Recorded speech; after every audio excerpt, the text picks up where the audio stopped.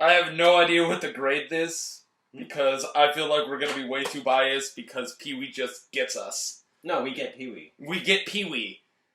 That's not bias. Yeah, but it's like this guy can fart and I'm gonna be like, ha! It's 10 out of 10, and then everyone else in the world's like, it's lame. It's No, you're gonna laugh because he put a bow tie on the fart. Fart.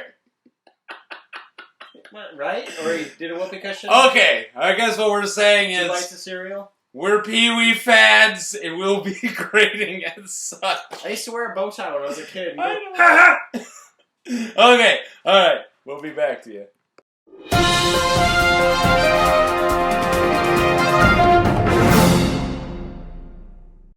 Hello, Internet! Hello, the Internet! Hello, Internet! Welcome to Unprofessional Movie Reviews. We're doing Pee-wee's Big Holiday. Came out on Netflix today. I'm taking a break from my Daredevil Season 2 watching. And I also slept like 8 hours today.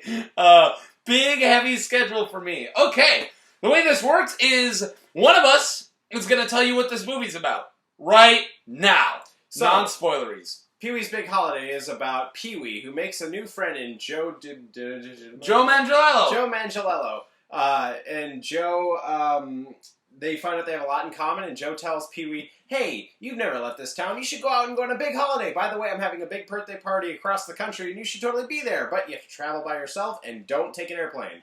Hilarity ensues! He does end up taking an airplane, spoilers. Well, no. Okay, do the thing that everyone on the internet tells you to do. You guys have been on YouTube for a while, you already know what I'm about to say. Do all that stuff, like, subscribe, comment. I'm wasting your time, you know this. We're also on Facebook and Twitter. We're on Facebook. I haven't checked the Twitter since I got a new phone. I don't know if I told you that or not. But I haven't signed into the UMR Twitter since my new phone. So it's been months. I think you did tell me that on air the last time we did. Oh, that's funny. Okay, but follow us on Facebook. We are active there at Professional Movie Reviews. Mark Billy, by the way. We haven't said that yet. Okay, the way this works is we're going to tell you our positives, and then we're going to tell you our negatives, and then we're going to give you a tailorized rating between 0 and 10 for Pee-wee's Big Holiday. Positives, Billy, go! Well, the soundtrack for this was obviously inspired by the original Danny Elfman soundtrack. Mm-hmm. I don't know if if he had anything to do with it, but you could tell the inspiration was there. I didn't. Oh. But you could tell the inspiration was there at least. You could totally hear that. Oh, yeah, in that little like.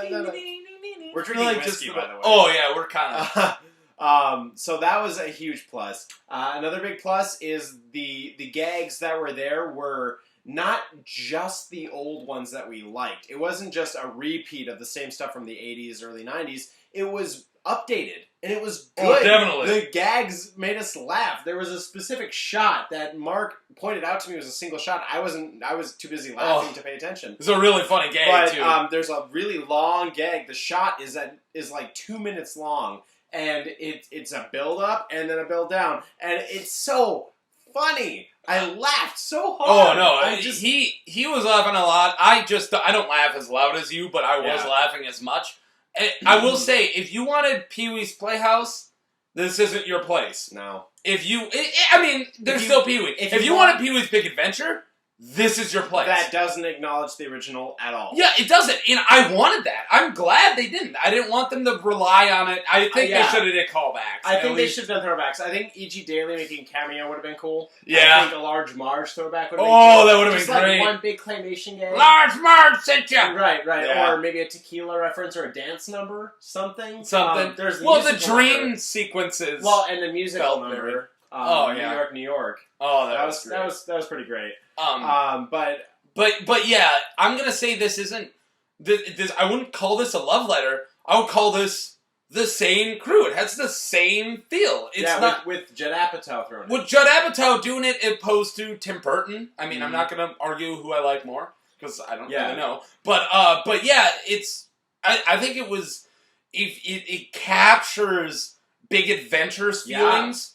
100%. And disregards Big Top Pee-wee all the way. Oh, thank God that movie was garbage. And not like really like minimal on the references to Playhouse. Mm. But Again, if anything, there's a teeny little throwback to Playhouse, but not huge. Yeah.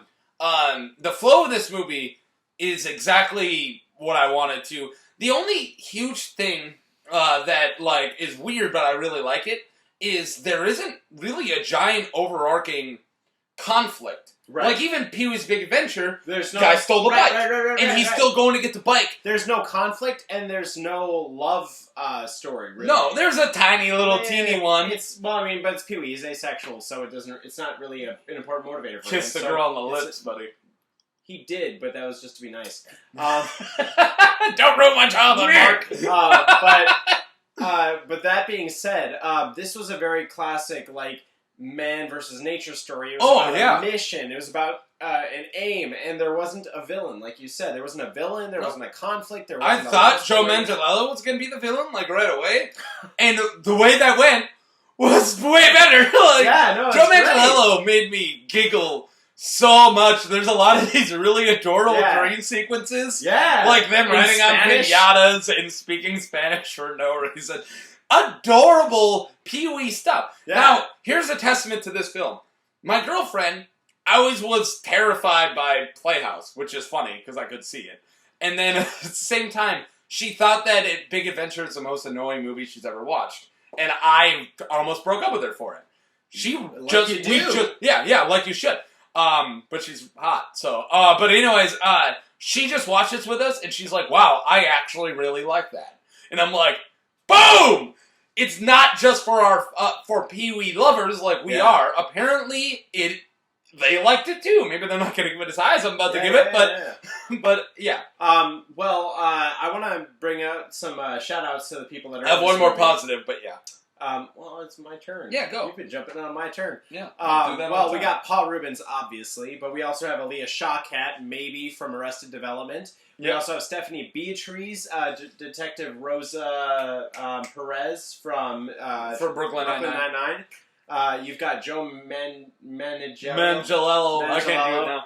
Manganiello. And doing the music is Mark Mothersbaugh. I brought him up in the credits when we were talking. Oh, yeah. That's a funny name. We read all the names out loud from the credits. Mothersbaugh? Yeah.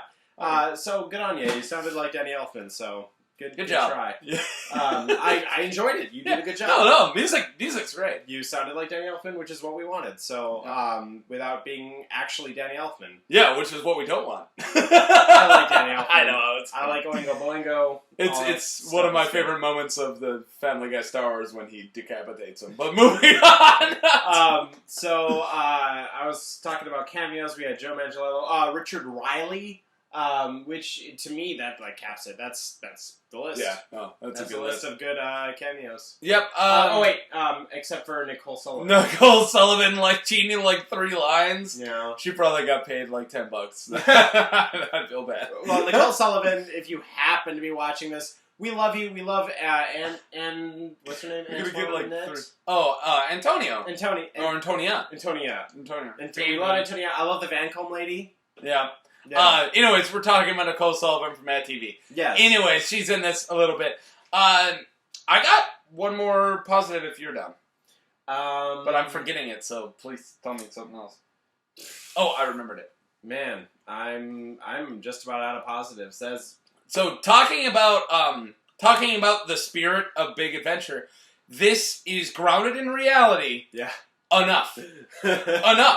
There's plenty of that really ridiculous bullshit. Like, throw back to Big Adventure really quick. We're driving and all of a sudden there's the road like this. And the next thing you know, it's like...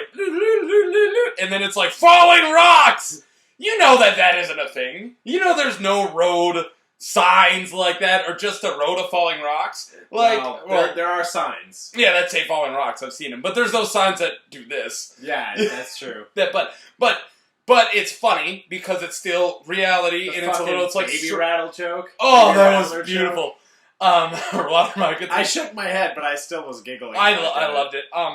But yeah, there's a lot of those moments where it's just a little surreal. It's not full out 100% abstract, but at the same time you're like, wait, Did they just drive 100 miles in like 2 minutes and didn't even say anything about it? I'm just like, wow, we're 200 miles from a place. No. I really hate where we're going. We're 100 miles from there now. And then my girlfriend's like, they just go 100 miles? I'm like, and then they did a time lapse for 50 miles. Yeah, they did a like a time lapse. This is the type of shit that's just cute and clever, and that's all it is. And I love it. I love where like, let's break reality to be ridiculous and cute and adorable, Yeah. and then we'll go back. Let's talk about negatives. We've been talking for 10 minutes. Okay, negatives. The jokes that didn't land, like the jokes that went on too long, they really didn't land. So that was unfortunate. There's a bit where he's signing a contract and he has to sign like 30 times, and they did each one. Like you have to sign here and here and here and here. And sign there and sign here and sign there, and it didn't make me laugh at all. He said that that's the point of the joke. Yeah, I thought it was dumb. No, it is the point of the joke, but it doesn't make it a funny joke. I feel like that style of humor needs to finally get put away. Family Guy started a long time ago with the yeah. And it was Leslie funny. Nielsen in the late 80s did that stuff a lot. And it was funny for a while, and I really felt the fatigue to that humor at like Bridesmaids, which I think is a really good movie, but there's a lot of those gags where I'm just like, awkward doesn't mean funny. And they do that in this, and I don't actually blame the movie for it. Because they think, a lot of people like these kind of gags now. I feel like we need to put those this goes on too long gags to rest. Nielsen. Until Liam Neeson is like... just says fuck it, becomes Leslie Nielsen. Right. That would be gold! Right? Until Liam Neeson is like 80 and geriatric as fuck, and then he's like, I'm gonna do comedies now. So he's like... Is he British? No, he's Irish, but... He's Irish? Liam Neeson? He's Irish. I don't know, man. He's from North Ireland. No. Yeah. Good on you. Good job, Liam Neeson. I don't know. Until he decides, fuck it, I'm too old for this shit. Gonna do spoof I'm gonna do comedies all the time now. Then we can bring that gag back. Right. Besides that, put it to rest. Other negatives, the CGI, other than the beginning claymation, is really bad. It's terrible. But I mean, but I think that's part of the gag. Yeah, I think that's part of the gag. It didn't like ruin the movie for me. It might have taken me out of the moment a little bit because I wasn't looking at it right. Yeah. Like I wasn't looking at it like, oh, it's bad, that's funny. I was looking at it like, oh, that's bad. Yeah. And I'm like, it's bad, it's a more about callback. me than the movie. Still, they could have made it good. This is a part of the show where Billy's probably going to completely disagree with me. Paul Rubens wasn't my favorite. I feel like he captured... You're right, I'm going to disagree with you. I felt like he captured... He didn't... 85% of Pee-wee. Right. He didn't do enough of the heightened Pee-wee. Well, his voice, I feel like he doesn't do the best Pee-wee anymore. Like, I feel like his... I didn't hear it right. You didn't have the stark contrast between the... Yes. Like, I'm a loner daddy, a rebel, and the... As he walks up. I'm sorry, it was funny enough. And he definitely got me laughing. His gags were still really good. But his mannerisms are what got me in Big Adventure. I would get that. And those didn't get me here. I would agree with that. With that same scene that you just said, I'm a loner daddy, a rebel. And then he walks off, and then as he walks out the door, he just like... and that slaughters me. I agree. And there's none of those moments that get me there. That being said... Or the, God, scream at him! We're miles from where anyone can hear you! There's not one of those moments where he just... kills me because that's one of the funniest moments. That being said, we don't normally do this in our negatives, but I'm going to counteract one of your negatives with another positive. Do it. Paul Rubens did an amazing job at losing weight and he looks great. Yes. He looks great. Like, if you looked at him, like, in 2012... when he was trying to bring back Pee-wee and did, like, a bunch of it... terrible. Oh, he looked I'm really sorry, bad. Paul. I love you. No, we love you. Paul, seriously, we love you. Give us a call. Our number is 555-5555. But... Boobs. We love you, and we wish you'd never gotten taken off air. But there was a little moment there. You looked kind of terrible in 2012. Absolutely terrible. You looked great in this. Oh, yeah. You looked amazing. Good for you, man. No, Good for you. especially he did the WWE appearance or whatever, the wrestling appearance in 2012, and he was trying to bring back like the special word is ring, and every time you hear this, you scream real loud, and then it's like I watch a YouTube of it, and it's like something on the, it's like oh, and he throws him against the ring, and then one guy goes, aren't I supposed to like scream or something? Because he just like totally killed that, and a lot of it was he just didn't seem like Pee-wee, and he didn't look like it, and he looked kind of like bad, and yeah, no, he really went to work to make himself look really good. No, like, he looks 10 times younger than he did 5 years ago. Yes, he did. And that's great. He looks like 40, maybe. Yeah, and he's like 50. Yeah. He's like my parents' maybe. age. I might be off, but either way, he definitely looks really great, and he did that. Good counterpoint. Yeah. I'm still going to say he didn't get me as much as he should. That's fair. That's fair. Yeah. Another big negative. I had one. What was it? You do another one while I think of it. The closest thing we had to an actual conflict, I think they kind of flopped a little on, but then they saved it. But for a while, you meet 3 like kind of bad guy characters, and one of them you kind of have a thing, and then they're just gone for like 45 minutes, and I didn't even think they were going to bring them back. Yeah. I think they should have at least maybe not brought them into Pee-wee's story. They're in the trailer, so it's not sad if you bring them up. Okay, it's the 3 burglar girls. I think they could have like went back and showed them doing something. Yeah. Didn't really need to bring Pee-wee and do it again for 45 minutes. But yeah, meanwhile they're robbing another bank. They did that with Francis and Buck Ton. Yeah, no, totally. And so I totally forgot like a lot about that scene because the first time you meet him, it's like 45 minutes after last, and they have a lot of shit in that 45 minutes in between. And it lost a lot of the impact. It lost a lot of me caring about these people, and then at that point, I was like, oh, these are going to be like every other character. We're going to see them for 5 minutes, and then they're going to be out. And guess what? They were. And that took, not that this needed a conflict, but I think it could have built it a little bit more. I agree. Although the way they end that storyline is my favorite part of the whole movie. And I'm not going to give it. Yeah. But holy shit, I loved how they ended the burglar storyline. It was really great. It's very unexpected, and it's fucking unacknowledged by Pee-wee. Oh, it's beautiful. It's beautiful. I remembered my negative. Okay. There is a serious lack of throwbacks in this.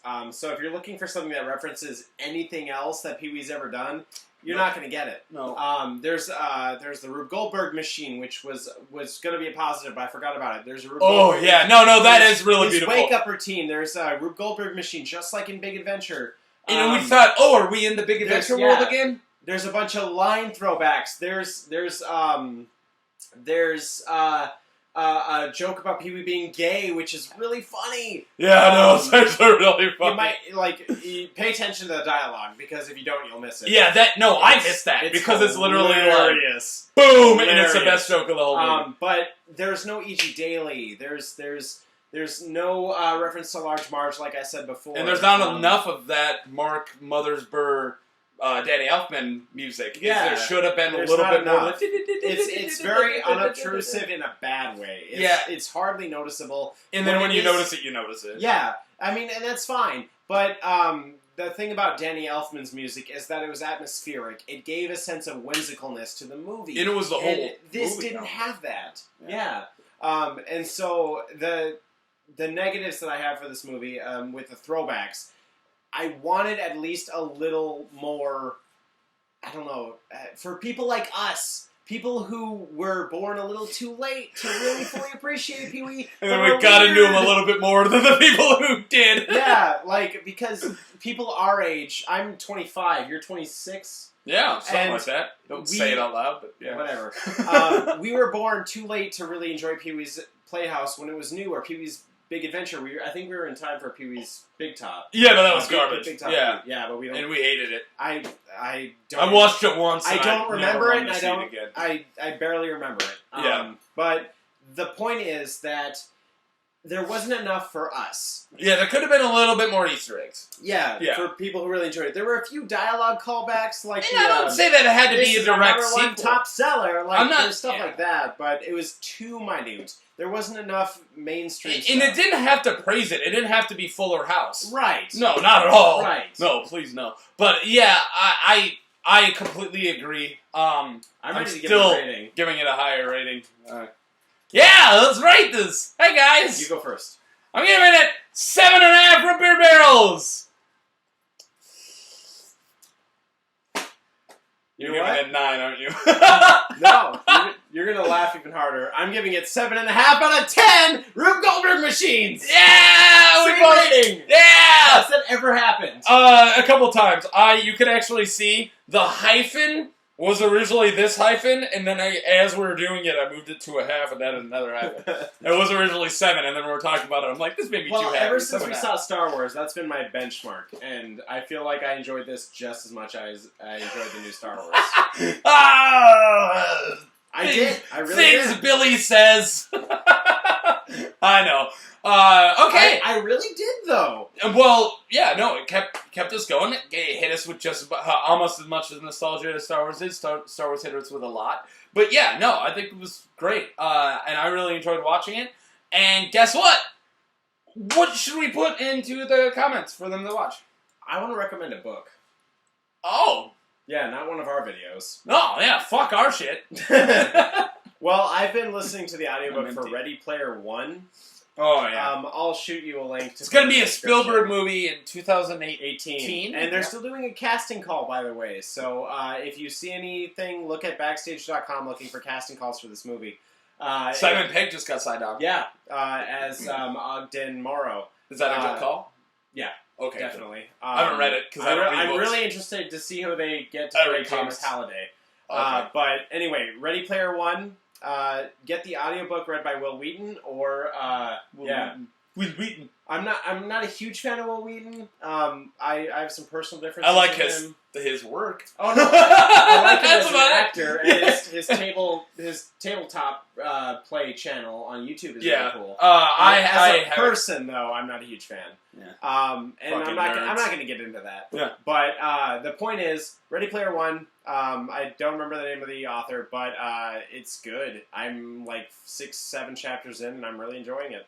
I got nothing. I got a little weird one. This is the last time we did I guess I'm going to call it a fanboy review, a review where we were like, but we've always loved this, so this is totally our audience. Because we do a lot of movies that shouldn't be movies we should be going to, and that's those ones I really like doing, movies that are against genre that we should actually go and enjoy. And one of those that we were trying fanboys for is Dragon Ball Z, Resurrection F. I'm going to put that review in there in case you guys are Dragon Ball Z fans, because that was one that I'm pretty sure we totally overrated it. But we had so much fun when we were watching it, and then I went back and I thought about it. I'm like, yeah, it really wasn't as amazing as it should have been. No, it was still good, but we gave it like 8.5. I think I need to see it again then. I'll get into it later. But okay, thank you. You guys have a good day. Thanks for watching. Click like, subscribe. 23 minutes on Big Top Pee-wee. That's like half the damn movie. You got anything? Kami. Join me. Special Big